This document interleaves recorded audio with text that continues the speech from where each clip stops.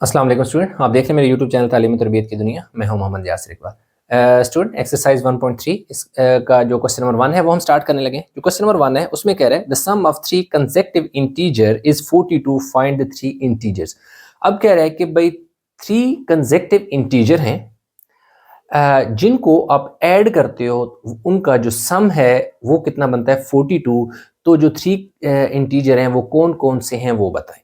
तो अब क्योंकि कोई ऐसी जब सिचुएशन में हमें कोई नहीं दी होता वेरिएबल, तो हम कोई ना कोई वेरिएबल उसमें इंट्रोड्यूस कराते हैं अपने पास से। तो हमने ये किया कि let the 3 consecutive integers are x, x+1 and x+3। यानी कि जो हमने लेट कर लिया कि जो फर्स्ट इंटीजर है वो x है, सेकंड जो है वो x+1 है, एंड थर्ड जो है वो x+2 है।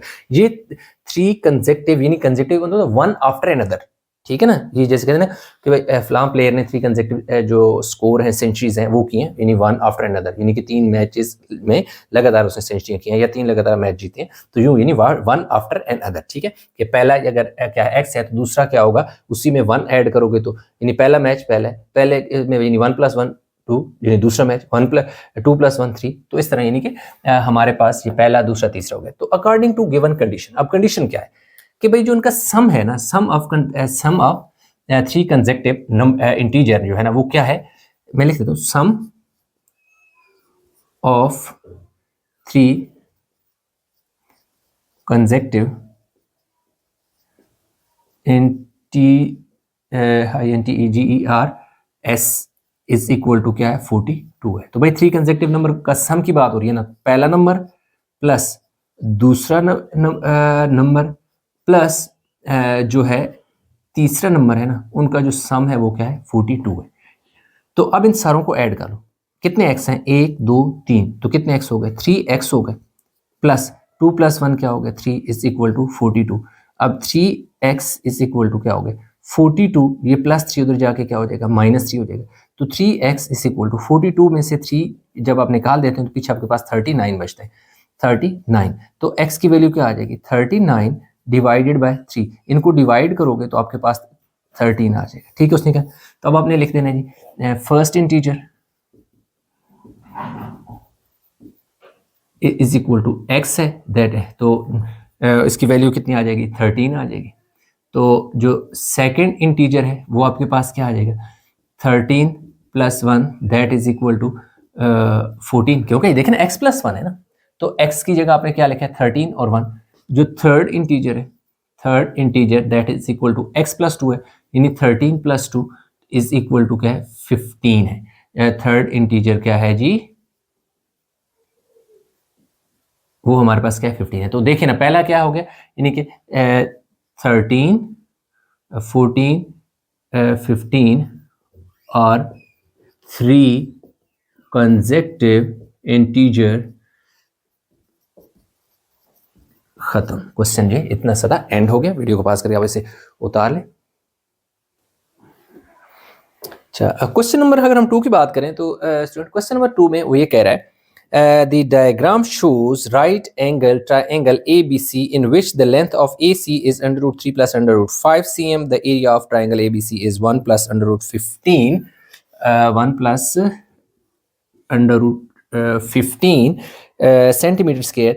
Find the length AB in the form of A √3 + B √3. Find A √3 + B √5 cm where A and B are integers. Question इस तरह है कि जैसे कि आप देख सकते हैं कि एक हमें ट्राइंगल ABC दे दी है जिसमें बेस उसने हमें दे दिया √3 और √5, यानी कि ये उसने हमें बेस दी थी। The length of AC that is base, AC जो है वो क्या है बेस है, बेस उसने हमें दे दी। दूसरा में क्या कह रहा है कि एरिया ऑफ ट्राइंगल हमें दे दिया 1 + √15 cm स्क्वायर दे रहा है।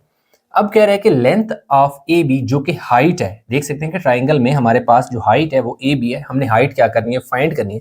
और कह रहा है जो हाइट फाइंड करेंगे वो इस तरह होगा A √3 + B √3, यानी आपका जो आएगा लेंथ आएगी किसकी AB की, उसमें अंडर रूट 3 भी आएगा और अंडर रूट 5 भी आएगा, लेकिन अंडर रूट 3 के साथ a जो है ना यहाँ पे कोई इंटीजर होगा, इसी तरह अंडर रूट 5 भी लिखा होगा और b भी जो होगा वो भी कोई एक इंटीजर होगा। तो इस तरह हमने फाइंड करनी, क्योंकि राइट एंगल ट्राइंगल दे दिया, तो हमारे पास जो एरिया ऑफ ट्राइंगल जो area of right angle triangle जो होता है वो क्या होता है, 1/2 बेस मल्टीप्लाई बाय क्या होता है, हाइट होता है। तो बेस हमारे पास AC है और हाइट हमारे पास क्या है, AB है। तो सिंपल हमने इसमें फॉर्मूलाज में वैल्यू पुट करनी है, तुम्हारा आंसर आ जाएगा। एरिया कितना गिवन है जी, एरिया हमारे पास है जी 1 प्लस अंडर रूट कितना है जी 15 है, इज इक्वल टू ये 1/2 हमारे पास ऐसे आ जाएगा। बेस हमारे पास क्या है, AC की वैल्यू हमें कितने दे दिया, under root 3 plus under root क्या है 5, हम फिर भी चेक कर लेते हैं, यस यही है। और इसके साथ फार्मूले में बेस की जगह वैल्यू पुट कर दी हाइट हमारे पास क्या है, AB है, तो हम AB लिख देंगे, जो कि हमें इनफैक्ट लेंथ फाइंड करनी है। अब इस 2 को पहले इधर आके मल्टीप्लाई करा दो, तो 2 इंटू 1 प्लस अंडर रूट कितना आ जाएगा जी 15 हो जाएगा, और यहाँ पे ये नीचे आ जाएगा हमारे पास under root 3 plus under root क्या हो जाएगा 5, और दूसरी तरफ हमारे पास क्या आ जाएगा, AB बच जाएगा। अब हमने क्या करना है कि इसको रैशनलाइज कर देंगे। AB को मैं प्रॉपर यानी कि सीक्वेंस में ऐसे लिख देता हूँ, AB को चले इस तरफ लिख देता हूँ, और दूसरी तरफ मैं क्या लिख देता हूँ 2 into 1 plus 15 divided by under root 3 और अंडर रूट क्या आ जाएगा 5 आ जाएगा। तो अब देखें हमने इसको रैशनलाइज कर देना है, तो देखिए 1 प्लस अंडर रूट 15 को ऐसे ही रहने दें, और under root 3 plus under root 5 इसको रैशनलाइज कराएं। रैशनलाइज में यही है कि यही दो वैल्यू होंगी, 3 और 5 होगा, लेकिन फ़र्क क्या होगा, फ़र्क होगा साइन का, यानी यहाँ पे प्लस है ना, तो बस ये आएगा कि यहाँ माइनस आ जाएगा, ये डिफरेंस आ जाएगा। रैशनलाइज में यही होता है कि जो साइन होता है यहाँ पे मेजर, उसको चेंज कर दिया जाता है, बाकी ये वैल्यू सेम रहती है। अब क्या हो जाएगा, ये 2 इसी तरह आ जाएगा, 1 प्लस अंडर रूट 15 आपने ऐसे ही लिख देना, और under root 3 minus under root 5 इस तरह आ जाएगा, यानी ऊपर वाली वैल्यू आपस में मल्टीप्लाई होंगी और नीचे वाली वैल्यू जो है वो आपस में मल्टीप्लाई हो जाएगी। Under root 3 minus under root क्या हो जाएगा 5। अब ये 2 इसी तरह आ जाएगा। अच्छा, इसको आपने ऐसा करने के साथ मल्टीप्लाई भी करा दें, ठीक है। तो ये AB में चलो इधर लिख लेता हूँ ना, इज इक्वल टू, अब क्या होगा, इस 2 को फिलहाल इधर ही रहने दें। अब क्या करें, ये जो 1 है ना, इस 1 को पहले अंडर रूट 3 से मल्टीप्लाई करें तो क्या हो जाएगा, अंडर रूट 3 ही हो जाएगा। फिर इस 1 को आपने क्या करना है, इस 5 से भी मल्टीप्लाई करना है, तो ये अंडर रूट 5 ही हो जाएगा। फिर आपने क्या करना है कि इस अंडर रूट जो है आपके पास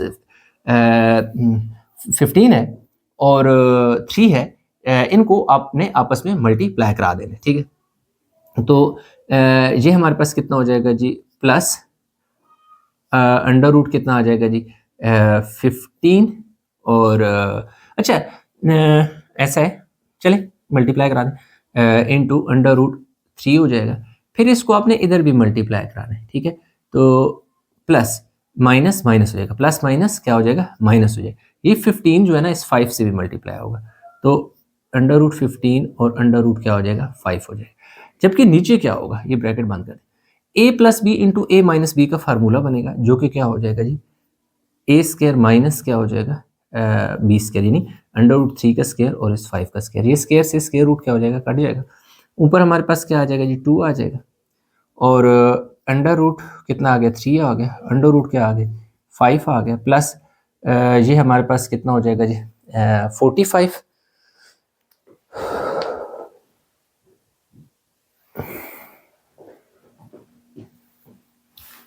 ए बी को आपने ऐसे लिख देना, ये 2 इसी तरह आ जाएगा। अब क्या होगा, अब आपने क्या करना है कि हमारे पास ये जो 1 प्लस अंडर रूट 15 ये पूरा का पूरा जो फैक्टर है ना, ये किससे मल्टीप्लाई कर दो, अंडर रूट 3 के साथ, तो ये आ जाएगा जी 1 प्लस अंडर रूट 15 के साथ क्या हो जाएगा, अंडर रूट 3 आ जाएगा, ठीक है। ऐसे इस 2 को मैंने दे, जब जी 1 प्लस अंडर रूट 15 इस अंडर रूट 3 से मल्टीप्लाई हो चुका है, फिर देखें ये माइनस, ये पूरा जो है ना 1 प्लस अंडर रूट 15 इससे भी मल्टीप्लाई कर दो, 1 प्लस अंडर रूट 15 जो है ना किससे मल्टीप्लाई हो जाएगा, हमारे पास अंडर रूट 5 से भी मल्टीप्लाई हो जाएगा। अब नीचे दे, A plus B into A minus B, formula बन जाएगा A square minus B square, square से स्क्वायर रूट कट गया, तो हमारे पास जो ए बी है वो कितना आ जाएगा 2, और हमारे पास आगे क्या बचेगा जी 1 plus under root 15 into under root 3 minus 1 plus under root 15 into under root क्या आ जाएगा 5 आ जाएगा जी, ये 1 है, ठीक है जी। और नीचे क्या बचेगा 3 माइनस 5, अब 3 माइनस 5 आ जाएगा। अब हमारे पास आ गया जी 2 into 1 plus under root 15 into under root 3 minus 1 plus under root 15 into under root 5, और नीचे हमारे पास क्या बचेगा -2। ये देखें ये 2 से क्या हो जाएगा कट जाएगा, तो ए बी हमारे पास क्या होगा, ये माइनस स्टार्ट में लगा दें, minus under sorry 1 plus under root 15 into under root 3 minus 1 plus under root 15 into under root 5, और ये ब्रैकेट आखिर में आकर आपने ऐसे क्या कर देनी है, क्लोज कर देनी है। अब हमने क्या करना है कि इन दोनों में अगर देखें तो स्टार्ट में ज़्यादा से ज़्यादा आप एक और काम कर सकते हैं कि ये ब्रैकेट को ओपन कर सकते हैं। तो चलिए हम यहाँ पर इसको फर्दर लेकर चलते हैं। ए बी जो है ना वो हमारे पास क्या आ जाएगा, जब ब्रैकेट ओपन करेंगे तो हमारे पास कुछ ऐसे आ जाएगा -1 plus under root 15 under root 3, और ये वाला माइनस इस माइनस को क्या कर देगा प्लस कर देगा, और 1 plus under root 15 into under root क्या आ जाएगा 5 आ जाएगा, ठीक है। यहाँ तक हो गया। अब उसने हमें क्या कहा था कि भाई क्या होना चाहिए, ये इंटीजर की किस शक्ल में होना चाहिए था, in the form of a under root 3 plus b under root 3। अब आप देख सकते हैं कि यहाँ पर अंडर रूट 3 है, ये देख सकते हैं अंडर रूट 3 है, ये क्या है अंडर रूट 5 है, अंडर रूट 5 है। अब क्या है कि यहाँ पे आपने क्या मेंशन एक और कर देना है, here integer INTEGER integer a, that is integer a is equal to -1 plus under root 15 and integer b is equal to 1 plus under root 15, कि भाई हमारे पास 1 प्लस अंडर रूट 15 और 1 प्लस अंडर रूट 15 जो है ये इंटीजर a और b हैं, तो उसने क्या कहा था कि यहाँ पे a होना चाहिए और यहाँ पे b, यानी कुछ ना कुछ इंटीजर होना चाहिए। तो ये अंडर रूट 3 के साथ भी एक इंटीजर है और 5 के साथ भी क्या है इंटीजर है, यहाँ हमने मेंशन भी कर दिया। तो उसने क्या कहा था कि length of A B find करें, तो ये लेंथ ऑफ ए बी जो है वो इतनी है। तो यूँ हमारे पास जो क्वेश्चन था, और लिखना भी चाहे ए दोबारा आप इसी शक्ल में, तो लास्ट में आप इसको दोबारा इस तरह लिख भी सकते हैं या वहीं पर ही छोड़ दें, तब भी आपका क्वेश्चन जो है वो ठीक है। तो यूँ हमारा क्वेश्चन 2 जो है वो कंप्लीट हुआ। अच्छा, क्वेश्चन नंबर 3 की अगर हम बात करें तो क्वेश्चन नंबर 3 में कह रहा है रेक्टेंगल है sides of length 2 plus under root 18 metre and 5 minus 4 over under root 2 meter. Express the area of the rectangle in the form of a plus b under root 2 where a and b are integers. अब कह रहा है कि भाई एक rectangle है, जैसे कि रेक्टेंगल इस शेप की हमारे पास होती है, लेंथ और विड्थ होती है। अब कह रहा है कि एक रेक्टेंगल की साइड ये है और एक दूसरी साइड ये, यानी उसकी 2 लेंथ्स हैं। रेक्टेंगल है sides, in fact sides of length के जो रेक्टेंगल की साइड्स हैं उनकी जो लेंथ है वो ये है। तो कह रहा है कि भाई ये 2 लेंथ हमने लेट कर लिया कि उसकी जो पहली साइड है, एक साइड है वो ये है और दूसरी जो साइड है वो ये है। अब कह रहा है कि जो एरिया है ना उसको आपने a plus B under root 2 की फॉर्म में एक्सप्रेस करना है, जबकि जो a और b हैं वो 2 इंटीजर हैं। तो हमें पता है कि जो एरिया ऑफ रेक्टेंगल होता है लेंथ इनटू विड्थ होता है। तो एरिया हमारे पास क्या आ जाएगा, area is equal to length. Length आपके पास क्या है जी 2 प्लस अंडर रूट 18 और विड्थ जो है वो आपके पास क्या है 5 माइनस 4 ओवर अंडर रूट क्या आ जाएगा, ये 2 आ जाएगा, ठीक है। अंडर रूट क्या आ जाएगा, 2 आ जाएगा। अब आपने क्या करना है कि 2 को अंदर मल्टीप्लाई कर देने, किसके साथ, 2 को 5 के साथ मल्टीप्लाई करा दें। ये 2 जब 5 से 2 मल्टीप्लाई बाय क्या हो जाएगा 5 minus 2 multiply by 4 over under root क्या हो जाएगा 2। यानी ये जो 2 है इस 5 से भी मल्टीप्लाई हुआ और ये 2 इस 4 से भी मल्टीप्लाई। अब इस 18 की बारी है, तो अंडर रूट 18 जब 5 से मल्टीप्लाई होगा तो प्लस 5 अंडर रूट क्या आ जाएगा 18, फिर ये 18 जो है ये इस वैल्यू से भी मल्टीप्लाई होगा। जब इससे मल्टीप्लाई होगा तो प्लस माइनस क्या हो जाएगा, minus 4 under root 18 divided by क्या आ जाएगा, अंडर रूट 2 हो जाएगा। तो यहाँ पे सिंपल क्या हुई, यहाँ पर से मल्टीप्लीकेशन हुई। अब यहाँ पे आपने थोड़ा गौर से समझे, 2 5 से क्या हो जाएगा आपके पास 10 हो जाएगा, माइनस ये जो 2 है ना, इस 2 को आपने हम लिख सकते हैं under root 2 into under root 2, और ये क्या आ जाएगा 4 आ जाएगा, और नीचे जो है ना हमारे पास अंडर रूट 2 इसी तरह आ जाएगा। अब होता क्या है कि देखें, जो हमारे पास 2 है उसको हम लिख सकते हैं अंडर रूट 2 और अंडर रूट 2 की शक्ल में। क्यों, जब इसे हम सिंप्लीफाई करेंगे तो क्या होगा, अंडर रूट 2 जब अंडर रूट 2 से मल्टीप्लाई होगा तो अंडर रूट 2 का क्या हो जाएगा, स्क्वायर हो जाएगा, स्क्वायर से स्क्वायर रूट कटेगा तो दोबारा वही आ जाएगा, 2 ही आ जाएगा। तो यूं यानी कि हमारे पास 2 जो है वो 2 दफ़ा अंडर रूट 2 को मल्टीप्लाई करके लिख दें तो वो इक्वल ही होते हैं। इससे ये हुआ कि ताकि ये वाली वैल्यू इससे कैंसिल हो जाए। प्लस हमारे पास क्या है 5 है, अब क्या है 18 है, तो 18 को हम लिख सकते हैं 9 मल्टीप्लाई बाय 2, क्या लिख सकते हैं 9 मल्टीप्लाई बाय 2, और माइनस 4, इस 18 को भी आप लिख सकते हो 9 मल्टीप्लाई बाय 2, 9 मल्टीप्लाई बाय 2, और नीचे हमारे पास क्या आ गया अंडर रूट क्या आ गया 2। इधर देखिए, अब ये 10 इसी तरह आ जाएगा, 10 माइनस 4 अंडर रूट 2 हो जाएगा, 10 माइनस 4 अंडर रूट क्या हो गया 2।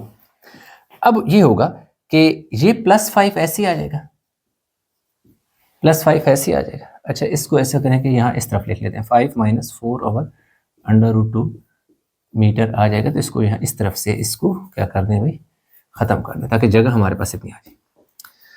अब 5 ये है ना, 9 और 2 को अलग अलग लिख दें, यानी कि 9 को आप अलग लिख दें और 2 को अलग स्क्वायर रूट में लिख दें। माइनस 4 ऐसे लिख दें, माइनस 4, इधर भी 9 को अलग स्क्वायर रूट में लिखना है और 2 को अलग स्क्वायर रूट में लिखना है, और नीचे अंडर रूट 2 को अलग। इससे क्या करेंगे, ये स्क्वायर से स्क्वायर रूट कट जाएगा।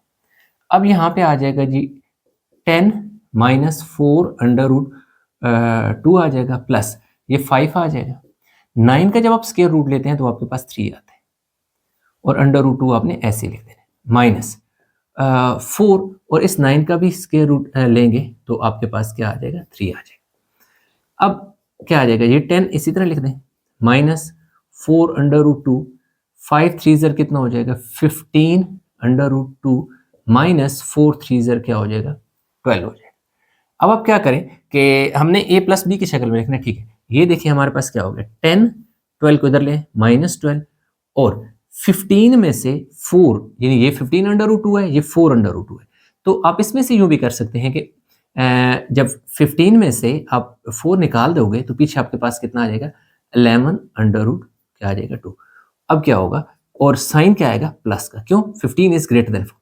12 में से 10 गया तो पीछे क्या बचेगा माइनस 2 प्लस 11 अंडर रूट 2। तो अब देखें यहाँ पे आपने लिख देना एरिया आ गया ना, तो बल्कि यूँ लिख दें area of rectangle angle is equal to minus 2 plus 11 under root 2 आ गया। Here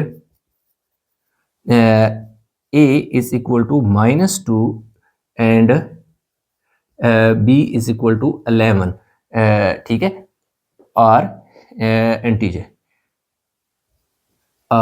RINTEGERS integers. तो उसने क्या कहा था कि भाई एरिया को किस शक्ल में लिखना है a plus B under root 2। देख सकते हैं कि अंडर रूट 2 तो आ गया, अंडर रूट 2 के बाहर जो है ना वो a होगा, तो इसका मतलब है कि जो 11 है वो किसकी वैल्यू है b की, जो कि एक इंटीजर है। इससे आगे देखना ए हमारे पास देखें क्या है कि जगह -2 है तो इसका मतलब ए की वैल्यू -2 है। तो हमारे पास जो 11 और -2 है ये दो इंटीजर हैं, तो जो हमारे पास जो क्वेश्चन नंबर 3 था वो भी हो गया कंप्लीट। क्वेश्चन 4 की अगर हम बात करें तो क्वेश्चन 4 में कह रहा है कि फाइंड टू इंटीजर्स, कह रहा है कि भाई ऐसे दो इंटीजर फाइंड करें whose sum is 68 and difference is 22। Sum का मतलब होता है हमारे पास find two integer whose sum is, sum का मतलब है कि वो उन नंबर को क्या करना है आपने प्लस करना है, या यूं समझे कि वो एडिशन होगी।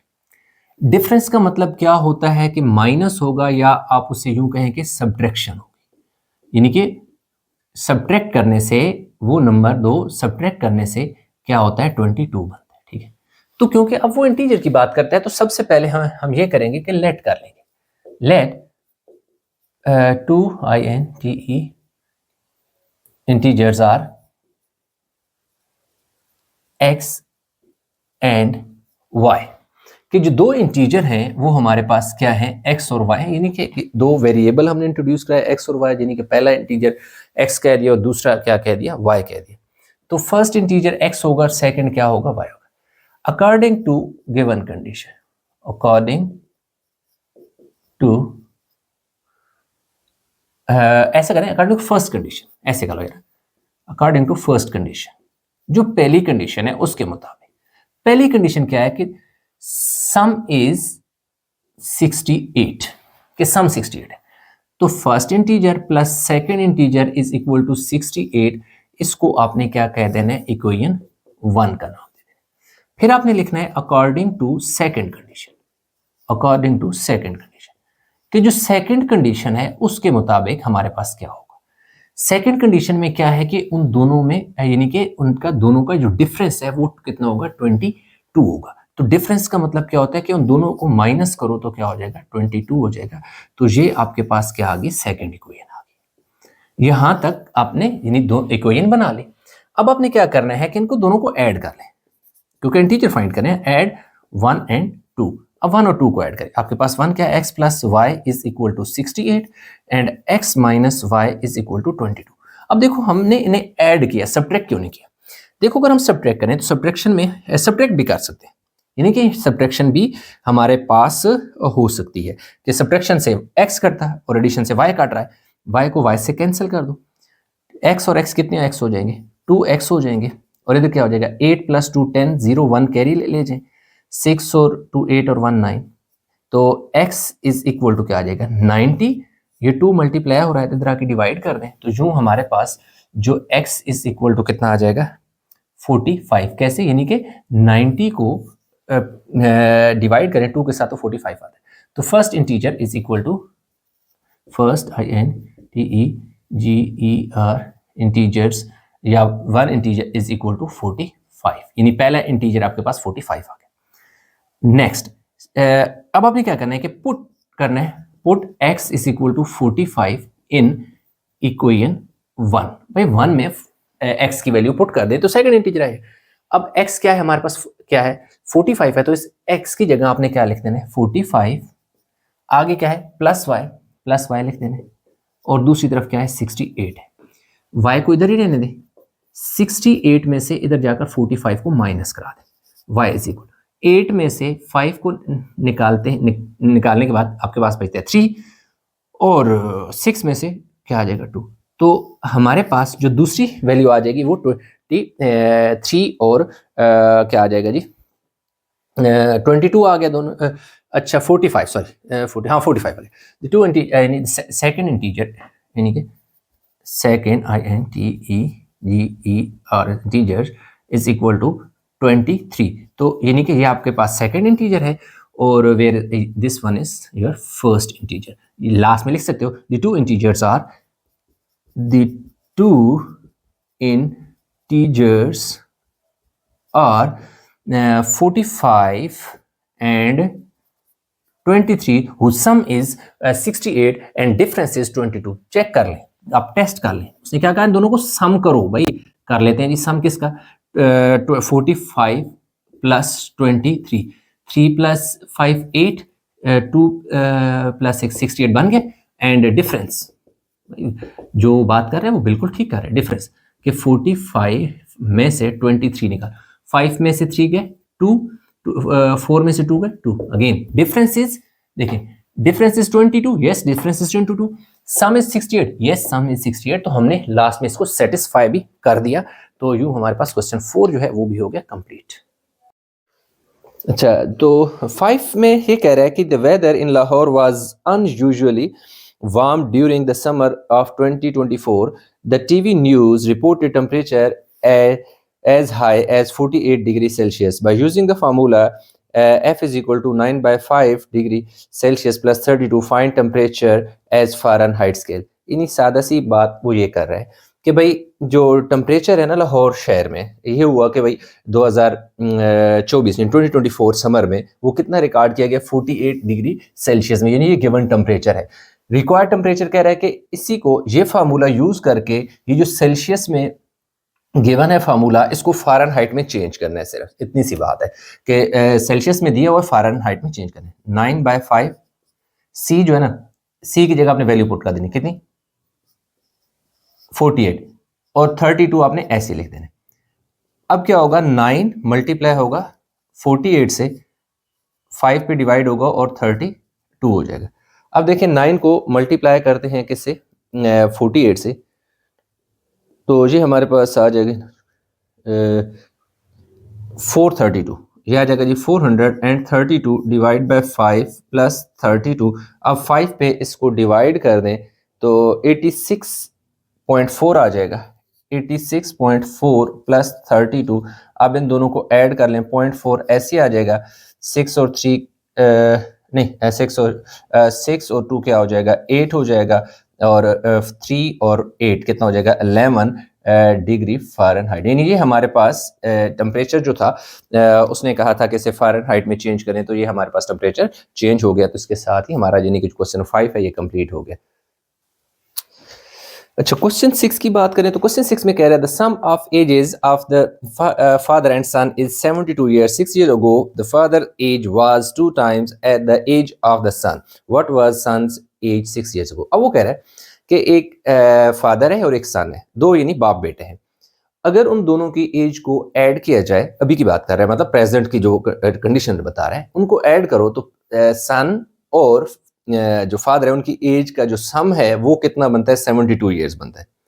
अब वो कह रहे हैं अगर हम 6 साल पहले बात करें, 6 साल पहले यानी 6 years अगो, यानी 6 साल पहले जो फादर है वो सन से 2 times है, यानी जितनी 6 साल पहले जो फादर, यानी अगर सन 1 साल का था तो फादर उसका मतलब उसके डबल होगा, ठीक है। एक यानी कि कह रहे हैं कि भाई 6 साल पहले वो 2 times उसकी एज थी फादर की बेटे की निस्बत।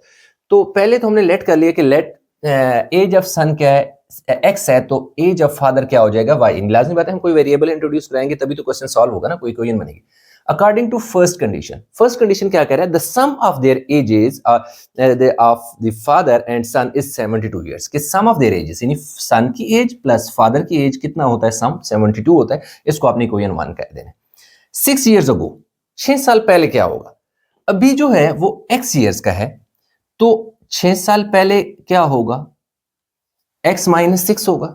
यानी अभी जो उसकी एज है 6 साल पहले, यानी उसमें से 6 माइनस करेंगे। फर्ज किया कि अभी जो है मैं 36 का हूं, तो 6 साल पहले मैं कितना होगा 36 - 6 30 years का होगा। इसी तरह फादर की एज अगर अभी हमने कहा है कि वो y years का है, तो लाजिमी बात है 6 साल पहले उसकी भी एज से 6 years माइनस होंगे कि 6 years हमने बैक जाना है। अब जो सेकंड कंडीशन है, अकॉर्डिंग टू सेकंड कंडीशन, अब वो सेकंड कंडीशन ये कहता है कि जो फादर है उसकी एज जो है, ये देखिए जी, फादर की एज और सन की एज को हमने इक्वलिटी की शक्ल में लिखना है, लेकिन ऐसा तो नहीं लिख सकते क्योंकि सन और फादर की एक जैसी एज तो नहीं हो सकती ना कि बाप बेटा एक साथ पैदा हो गए, ये तो पॉसिबल नहीं है ना। कि लाजिमी बात है सन जो है वो छोटा है, फादर बड़ा है, तो इसलिए वो कह रहा है कि जो सन की एज दूसरा फादर है ना वो सन से 2 टाइम है। तो इक्वलिटी का साइन करना है तो हमें 2 फादर के साथ नहीं मल्टीप्लाई करना इधर, क्योंकि फादर के साथ मल्टीप्लाई करोगे तो फादर तो 4 टाइम हो जाएगा। जब इसकी एज जितनी है बेटे की एज को डबल करोगे तब जाकर वो फादर की एज की इक्वल होगा। तो ये 2 सन की एज के साथ इसलिए मल्टीप्लाई कराया ताकि जितनी फादर की एज है सन की एज उतनी ही हो जाए और वो आपस में इक्वलिटी के दरमियान में इक्वल का साइन है ना, इसलिए।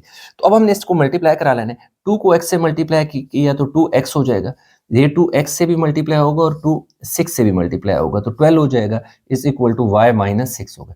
अब ये 2x हो गए, इस y को इस तरफ लेके आएंगे, माइनस हो जाएगा, और ये जो इस साइड पे -6 है ना, -6, ये जो -12 है उधर जाएगा तो क्या हो जाएगा, +12 हो जाएगा। अब ये देखें 2x क्या बन जाएगा जी, 2x minus Y, 2x minus Y is equal to 12 में से आपने 6 को निकाल देना, पीछे आपका क्या बचेगा, 6 बचेगा और वो प्लस होगा बिकॉज 12 इज ग्रेटर देन 6। तो इसलिए आपने प्लस माइनस माइनस नहीं लिखना, बल्कि जब सब्ट्रैक्शन होती है तो वहां पे बड़े नंबर का साइन देखा जाता है, तो बड़ा क्या है 12 है। तो ये एक और इक्वेशन आ गई जिसको आप इस इक्वेशन को आप कह दोगे इक्वेशन 2। अब क्योंकि हमने x और y की वैल्यू फाइंड करनी है, ठीक है, तो इसलिए ये आपके पास फर्स्ट इक्वेशन है, ये सेकंड है, तो इसमें देखिए वेरिएबल जो y है प्लस है और इधर क्या है माइनस है, तो दोनों हैं भी यानी 1 1, यानी उनका कोफिशिएंट इसका भी 1 है इसका भी 1 है, तो इसका मतलब है कि y की तादाद भी बराबर है और साइन अपोजिट है। तो ऐसी सिचुएशन में जब दोनों वेरिएबल सेम हो, तादाद सेम हो, जैसा कि इधर भी एक y है इधर भी एक है, और साइन डिफरेंट हो, तो वहां पे क्या करा दिया जाता है, एडिशन करा दिया जाता है। तो आप लिख दो जी एड 1 एंड 2, कि जो 1 और 2 है उसको ऐड कर दो। x plus Y is equal to 72 first equation है, और सेकंड इक्वेशन है 2x minus Y is equal to क्या है 6 है। अब देखें ये वाला ऐसे कट जाएगा, 2 + 1 कितना हो जाएगा 3x हो जाएगा, और 8 हो गया, और यहाँ कितना आ गया जी हमारे पास 78। तो अब हमने क्या करना है कि इसे 3 पे डिवाइड, ये मल्टीप्लाई हो रहा है तो उस साइड पे क्या हो जाएगा 78 डिवाइड बाय क्या हो जाएगा 3। तो ये देखिए 78 को आपने 3 पे डिवाइड करा लेना है, 3 2 ज़र 6, 1 ऊपर से क्या नीचे आ जाएगा 8, 3 6 ज़र 18 हो जाएगा। तो x is equal to 18, x is equal to 18 हो गया। अब आपने क्या करना है पुट इन 1 यानी इक्वेशन 1 में वैल्यू पुट कर दें ताकि आपके पास x की भी वैल्यू आ जाए, y की भी आ जाए। ये देखें x है ना, तो इधर लिख दिया जी 18 प्लस y है और दूसरी तरफ क्या है 72 है। तो अब हमारे पास क्या हो जाएगा y यहाँ पे 72 में से 18 को माइनस कर दो, तो देखें 72 में से 18 को माइनस करेंगे 6 12 4 बचेगा, और 50 क्या आ जाएगा जी 4 आ जाएगा। तो y इज इक्वल टू हमारे पास कितना आ जाएगा 54। ये देखें जब आपके पास x और y की वैल्यू, एक सेकंड हो सकता है कि कितना हमारे पास आता है जी 54 आता है, एक सेकंड इसमें कहीं कोई मिस्टेक तो नहीं हो गई। अच्छा जी सॉरी, ये 26 है, ये कितना है वही मैं कहूँ क्योंकि यहाँ कितना है 26, तो यहाँ पे आपने क्या पुट कर देना 26, और यहाँ पे क्या हो जाना है जी 26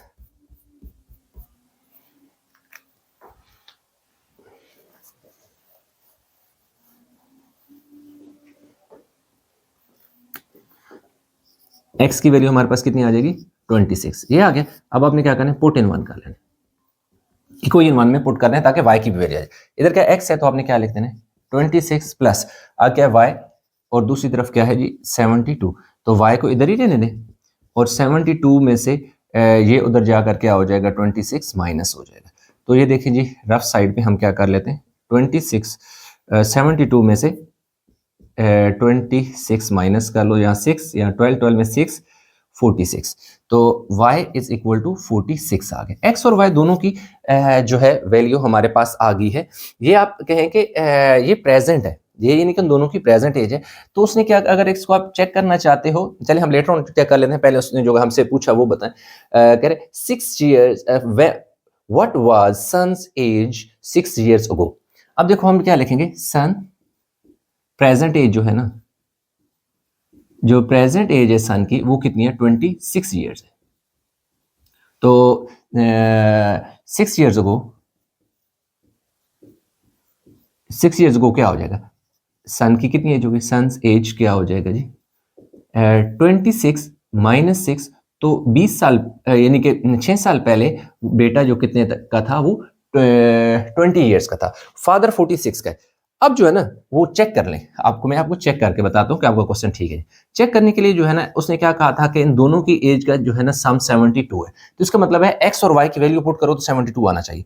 एक्स आपका कितना है जी 26 है, वाई आपका कितना है जी ये देखें जी 46 है, तो इज इक्वल टू 72। देखें ना 6 + 6 कितना हो जाएगा 12, 12 का 2 1 कैरी ले जाए, 4 और 2 6 और 1 7, 72 इज इक्वल टू 72। तो यूं यानी कि इनका सम जो है वो उसने कहा था कि एजेस का 72 आता है, तो वो हमने प्रूव भी कर दिया कि यस 72 ही आता है। अच्छा, क्वेश्चन 7 में कह रहा है कि Meera sells a toy off for ₹1520, what will the cost selling price be to get 15% profit. यानी क्वेश्चन वो ये कह रहा है कि एक मीरा कोई लड़की है जिसके पास क्या है, एक टॉय है खिलौने, यानी उसने कोई खरीदा कोई सेल के लिए आगे बेचने के लिए, उसने जो कास्ट प्राइस है ना यानी जितने में खरीदा वो 1520 है। तो अब वो है कह रहे कि अगर वो 1520 पे प्रॉफिट लेना चाहती है 15% वो कह रही है, ताकि मुझे इस इन्वेस्टमेंट पे जो 1520 मैंने इन्वेस्ट की है इस पे मुझे 15% प्रॉफिट हो, तो बताएं कि वो कितने पैसों में वो जो खिलौना है, वो जो टॉय है वो सेल करे ताकि उसको 15% प्रॉफिट हो जाए, यानी ये सेल प्राइस कास्ट प्राइस भी मिल जाए और साथ एक्स्ट्रा अमाउंट जो है वो 15% होनी चाहिए। तो इसका मतलब है कि ये परसेंटेज उसने प्रॉफिट की दी है, ये प्रॉफिट की अमाउंट नहीं है, तो हमने अमाउंट ऑफ प्रॉफिट निकालनी है। तो उसका आसान तरीका ये होता है कि 15% किसका निकालना है, 15% ऑफ कास्ट प्राइस किस, दैट इज 1520। अब देखिए 15 आपने ऐसे ही लिख देना, याद रखें कि जिस नंबर के साथ परसेंटेज का साइन होता है ना उसके नीचे 100 लगाते हैं। मैथमेटिकल लैंग्वेज में ऑफ का मतलब मल्टीप्लिकेशन होते हैं, और ये कितना हो जाएगा 1520 ये हो जाएगा। अब देखें इस वाले जीरो को इस जीरो से काट दें, और 2 5 are 10 and 2 7 are 14 and 2 7 are 14, एक बचेगा 12, तो 2 6 are 12, यानी 2 7 are 14, एक 12, 2 6 are 12, तो और ये 5 बच जाएगा। फिर देखें इस 5 को आप कैंसिल करें 3 के साथ, तो 5 3 are 15, तो यूं आपके पास 3 मल्टीप्लाई बाय 76 आ जाएगा। अब इनको मल्टीप्लाई कर लेते हैं, 3 6 are 18, 18 का 8 1 कैरी ले जाएं, 3 7 are 21 और 22, तो 228 जो है हमारे पास इसका क्या आ जाता है, आ जाता है जी प्रॉफिट। ये अमाउंट ऑफ प्रॉफिट है, यानी उसको इतना प्रॉफिट चाहिए 15%, वो तो इतना पैसा कमाना चाहती है, तो लाजिमी बात है सेल प्राइस क्या होगा, जितने में खरीदा उसने खरीदा जी 1520 में, अब वो चाहती है कि मुझे इतना प्रॉफिट भी मिले, तो वो प्रॉफिट भी इस जो कॉस्ट प्राइस है उसमें ऐड कर देगी, यानी cost price plus amount of profit add कर लेगी। तो अब हमारे पास ये सारी आ जाएगी, 8 + 0 8 आ जाएगा, और 2 + 2 क्या हो जाएगा 4 आ जाएगा, 5 + 2 कितना आ जाएगा जी 7 आ जाएगा, और 1। तो जो सेल प्राइस है उसकी कितनी है, शी मस्ट सेल 1748, यानी कि उसको she must sell the toy for ₹1748 in order to get 15% of profit। तो मतलब है कि वो 1748 रुपए में बेचेगी, तब जाकर उसको 15% प्रॉफिट आएगा। तो बस इतना सा सवाल था। अच्छा, क्वेश्चन जो 8 है उसमें कह रहा है the annual income of Tayyab is ₹960,000 while the exempted amount is ₹130,000. How much tax would he have to pay at the rate of 0.75%? अब वो कह रहा है कि एक बंदा है जिसका नाम तैयब है, वो एनुअली यानी सालाना जो उसकी इनकम है, जो पैसा कमाता है, वो 960,000 यानी 9,60,000 रुपए वो कमाता है।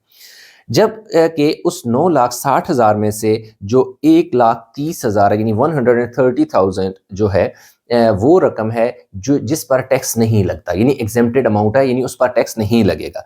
उसके अलावा जो पैसे हैं उस पर टैक्स लगेगा। तो जो रिमेनिंग अमाउंट है उसमें से यानी कि 960,000 में से 130,000 अमाउंट को निकाल देंगे क्योंकि उस पर टैक्स नहीं लगेगा। रिमेनिंग जो अमाउंट है उस पर अगर कह रहा है टैक्स लिया जाए 0.75% से, तो बताएं कि तैयब ने कितना टैक्स दिया है, अमाउंट ऑफ टैक्स उसे कितना पे करना पड़ेगा। This is the question.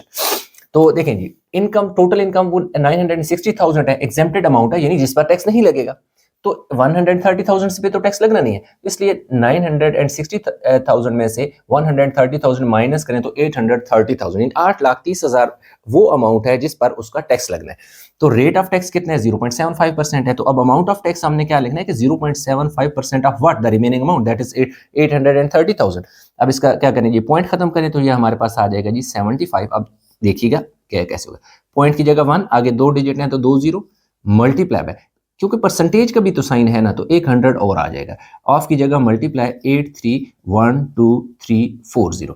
अब देखें क्या हुआ कि 100 आया इस परसेंटेज की वजह से और 100 आया इसका पॉइंट खत्म किया, तो टोटल हमारे पास कितने जीरो हो गए, 12340, 12340, 12340 से कैंसिल कर दें तो पीछे आपके पास बचेगा जी 75 और 83। तो अब इन दोनों को हम क्या कर लेते हैं, 75 और 83 को मल्टीप्लाई कर लेते हैं, तो हमारे पास क्या हो जाएगा, आंसर आ जाएगा 75 और 83।